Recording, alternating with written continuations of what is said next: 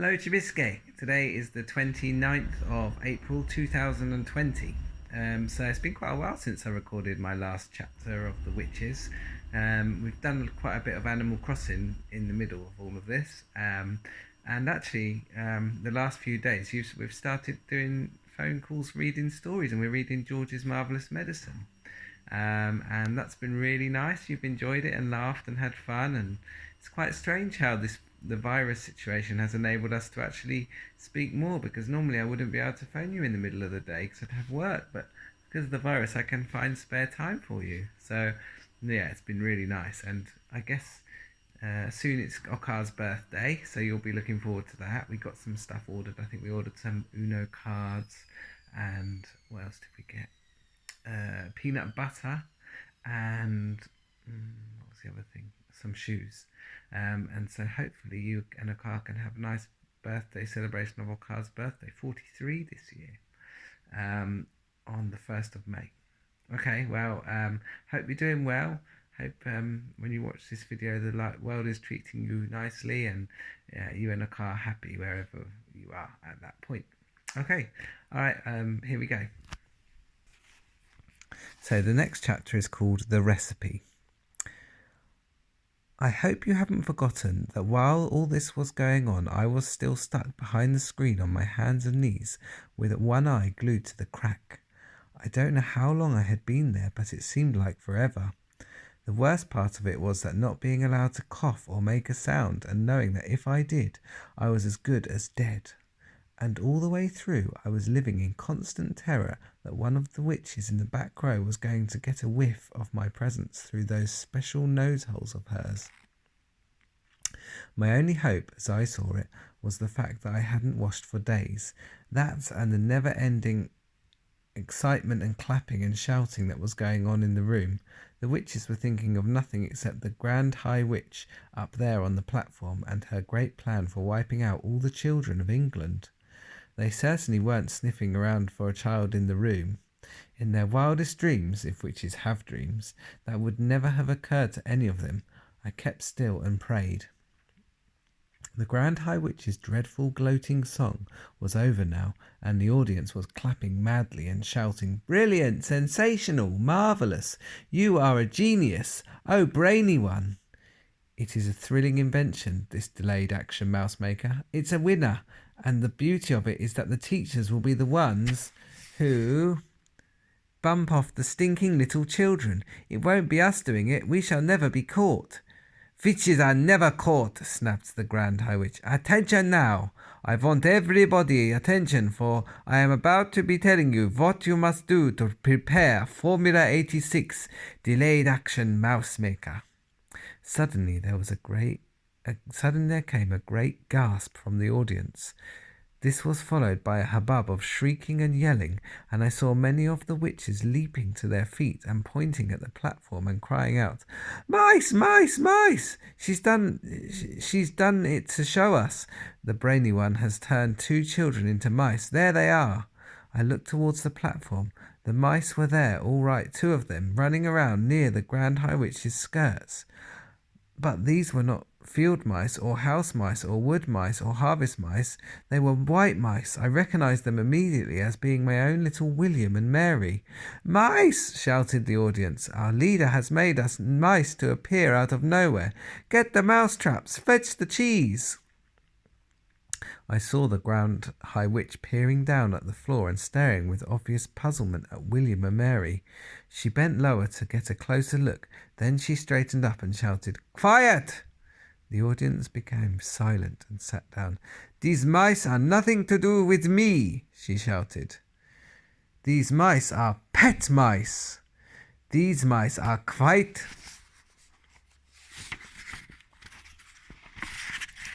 What's going to happen? Oh no. "These mice are obviously belonging to some repellent little child in the hotel. A boy it will be for certainly, because girls are not keeping pet mice." "A boy!" cried the witches. "A filthy, smelly little boy! We'll swipe him, we'll swizzle him, we'll have his tripes for breakfast." "Silence!" shouted the Grand High Witch, raising her hands. You know perfectly well you must do nothing to draw attention to yourselves while you are living in the hotel.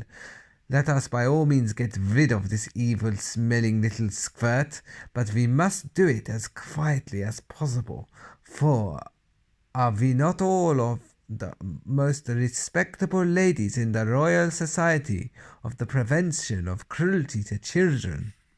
But what do you suggest then, O brainy one? They cried out. How shall we dispose of this small pile of filth? They're talking about me, I thought. These females are actually talking about how to kill me. I began to sweat. Whoever he is not important, announced the Grand High Witch. Leave him to me. I shall smell him out and turn him into mackerel and have him dished up for supper. Bravo! Cried the witches. Cut off his head and chop off his tail and fry him in hot butter. You can imagine that none of this was making me feel very comfortable. William and Mary were still running around on the platform, and I saw the Grand High Witch aim a swift running kick at William. She caught him right on the point of her toe and sent him flying. She did the same to Mary. Her aim was extraordinary. She would have made a great football player, but both mice crashed against the wall, and for a few moments they lay stunned. Then they got to their feet and scampered away. Attention again, the Grand High Witch was shouting. I will now give to you the recipe for concocting Formula 86 Delayed Action Mouse Maker.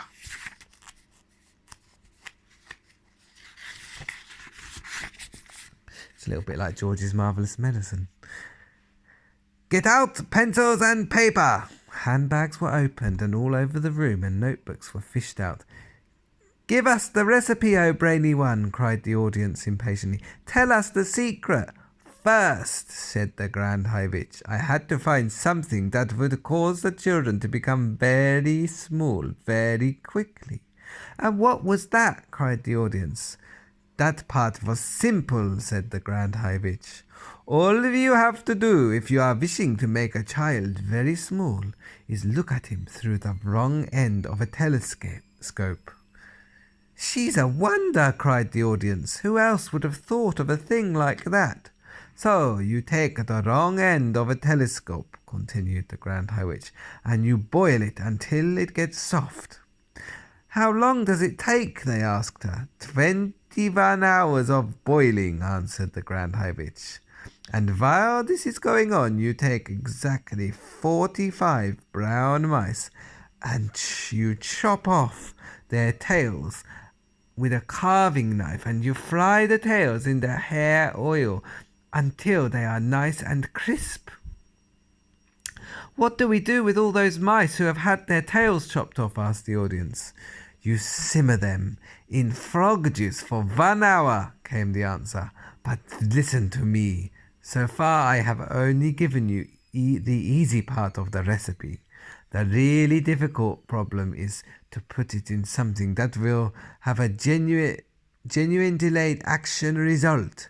Something that can be eaten by children on a certain day, but which will not start working on them until 9 o'clock the next morning when they arrive at school. Best frog juice. There's the tails.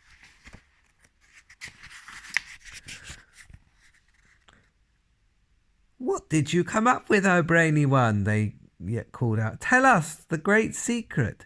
The secret, announced the great Grand High Witch triumphantly, is an alarm clock. An alarm clock, they cried. It's a stroke of genius. Of course it is, said the Grand High Witch. You can set a 24-hour alarm clock today, and exactly 9 o'clock tomorrow it will go off. But we will need 5 million alarm clocks, cried the audience. We will need one for each child. Idiots, shouted the Grand High Witch. If you are wanting a steak, you do not cook the whole cow. It is the same with alarm clocks. 1 alarm clock will make enough for 1,000 children. Here's what you do. You set your alarm clock to go off at 9 o'clock tomorrow morning. Then you roast it in the oven until it is crisp and tender. And are you writing this down? Yes, we are, your Grand Highness, we are, they cried. Next, said the Grand High Witch, you take your boiled telescope and your fried mouse tails and your cooked mice and your roasted alarm clock, and all together you put it into the mixer. Then you mix them all at full speed. This will give you a nice thick paste. While the mixer is still mixing, you must add it to the yolk of a Van Gruntel's egg. A Gruntel egg, cried the audience. We shall do that. Guess that must be the thick paste, and I'm not sure what that is. That might be a Gruntel egg. Underneath all the clamour that was going on, I heard one witch in the back row saying to her neighbour, I'm getting a bit old to go birds nesting. Those ruddy gruntles always nest very high up. So you mix in the egg, the Grand High Witch went on, and one after the other you also mixing the following items: the claw of a crabbackgruncher, the beak of a blabbersnitch, the snout of a grobbersquirt, and the tongue of a catspringer. I trust you are not having any trouble finding those. Not at all, they all cried out. We will spear the blabbersnitch, and trap the crab cruncher, and shoot the grobble squirt, and catch the catspringer in his burrow. Excellent, said the Grand High Witch. When you have mixed everything together in the mixer, you will have a most marvellous looking green liquid. Put one drop, just one itchy droplet of this liquid into a chocolate or a sweet, and at 9 o'clock the next morning the child who ate it will turn into the mouse in 26 seconds. But one word of warning: never increase the dose. Never put more than one drop into each sweet or chocolate, and never give that more than one sweet or chocolate to each child. An overdose of delayed action mouse maker will mess up the timing of the alarm clock and cause the child to turn into a mouse too early. A large dose might even have an instant effect, and you wouldn't want that, would you? You wouldn't want the children turning into mice right in your sweet shop. That would give the game away. So be very careful. Do not overdose. I wonder, do we have enough time for the next chapter? How many pages is it? So that would be page 91. Just checking through this now. How many pages? I think it's going to be about 9 pages. Let's go for it. So the next chapter is Bruno Jenkins Disappears. The Grand High Witch was starting to talk again. I am now going to prove to you, she said, that this recipe is working to perfection. You understand? Of course that you can see that... You understand, of course, that you can set the alarm clock to go off at any time you like. It does not have to be 9 o'clock. So yesterday I am personally preparing a small quantity of the magic formula in order to give you a public demonstration. But I am making one small change in the recipe. Before I am roasting the alarm clock, I am setting it to go off not at 9 o'clock the next morning, but 3:30 the next afternoon, which means 3:30 this afternoon. And that, she said, glancing at her wristwatch, is in precisely 7 minutes' time. The audience of witches was listening intently, sensing that something dramatic was about to happen. So what I am doing yesterday with this magic liquid, asked the Grand High Witch. I will tell you what I am doing. I am putting one droplet of it into a very squishy chocolate bar, and I am giving this bar to a repulsive, smelly little boy who is hanging around the lobby of the hotel. The Grand High Witch paused. The audience remained silent, waiting for her to go on. I watched this repulsive little brute gobbling up this squishy bar of chocolate, and when he had finished,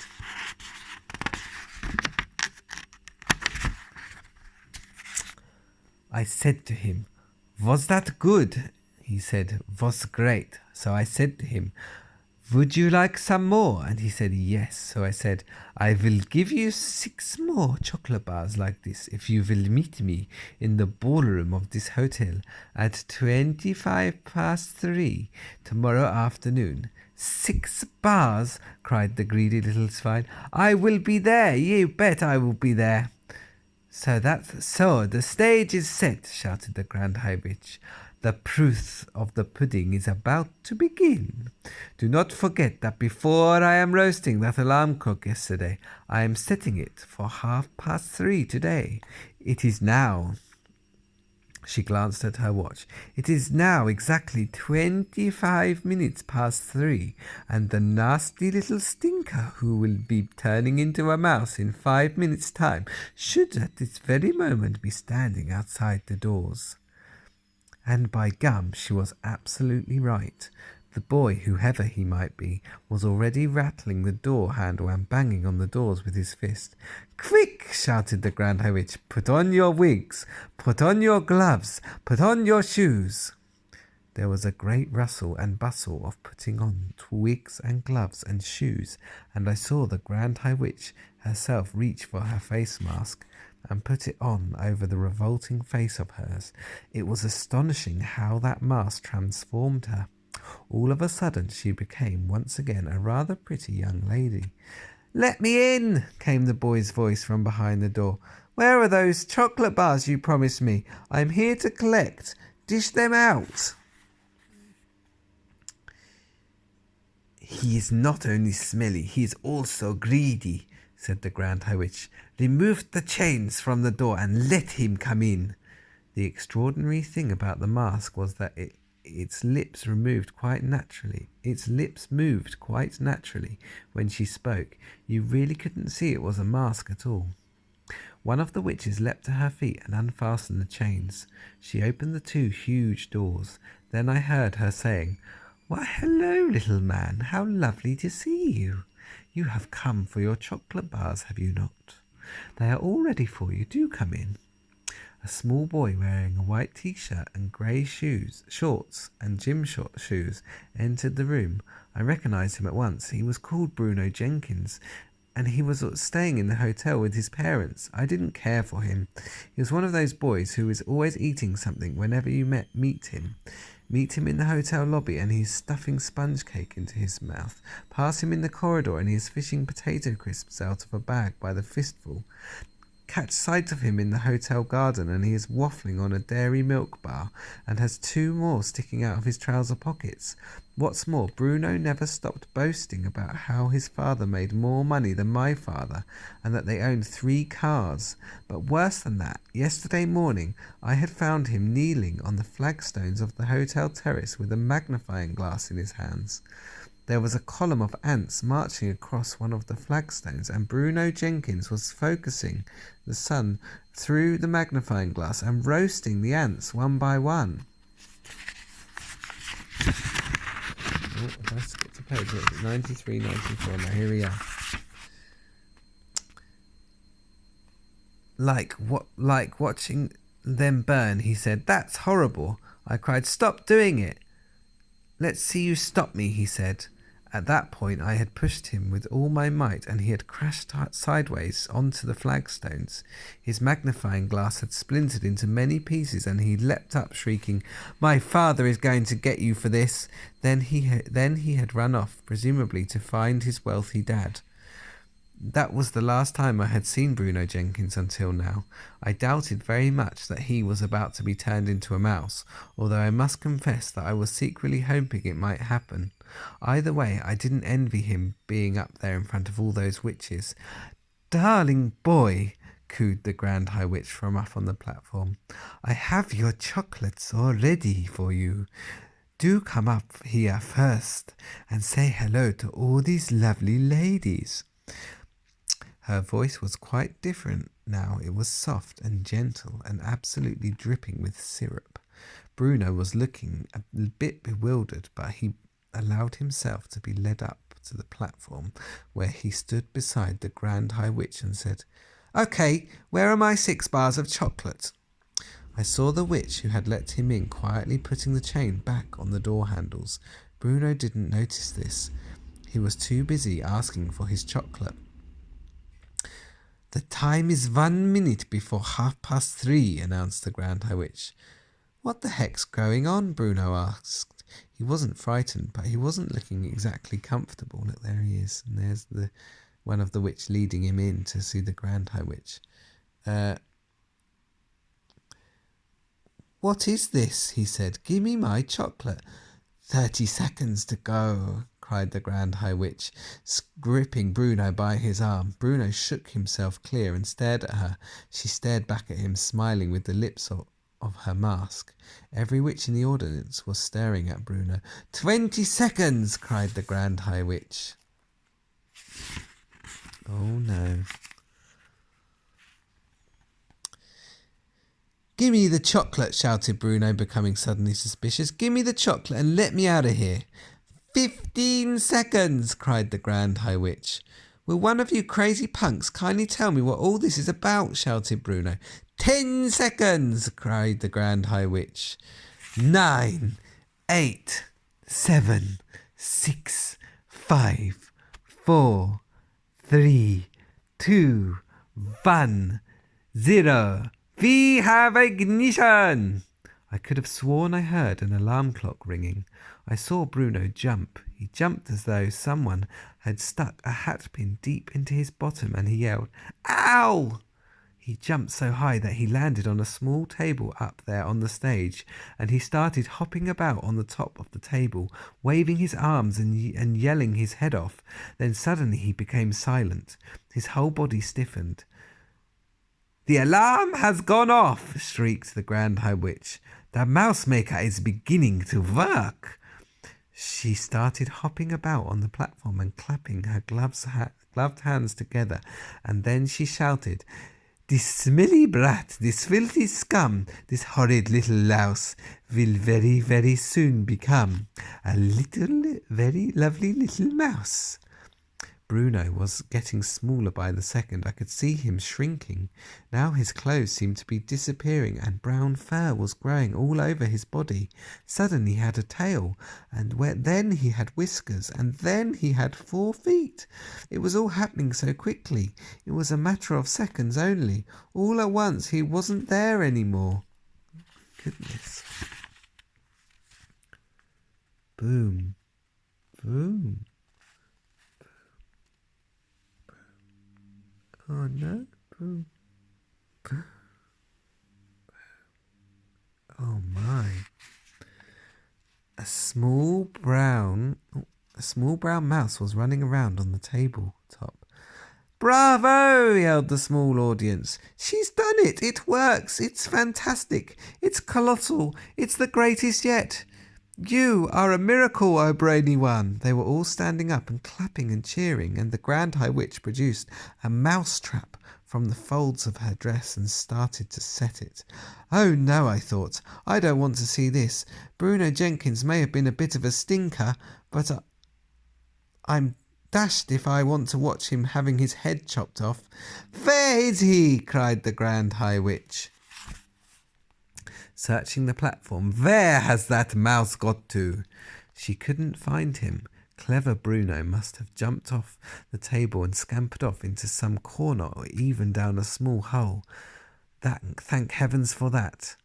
"It matters not," shouted the Grand High Witch. "Silence and sit down."